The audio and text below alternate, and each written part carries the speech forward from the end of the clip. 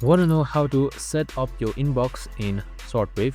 So setting up your inbox is super simple and also is necessary to get you a correct interface in order to start working on it. So let's get right into it. Now first things first, what you need to do is you need to just simply head towards shortwave.com and make sure you are logged in, or just simply open up the application itself. So on the top right side you should be seeing this gear icon right here. It should be right below your avatar. Just simply click that, and here you should be seeing the overview popping up. Now right here you should be seeing inbox setup, and here as well. So you can just simply select any one of these. Now you can set up your inbox by selecting any one of these three: side pane, default, or full screen. Now you can also scroll down and see your stars, to-dos, and much more. As you scroll down, you can just simply customize it accordingly as you want. And that's it. I hope this video helped. If it did, make sure to like, subscribe, and tune in with us for more of these videos. See you in the next one.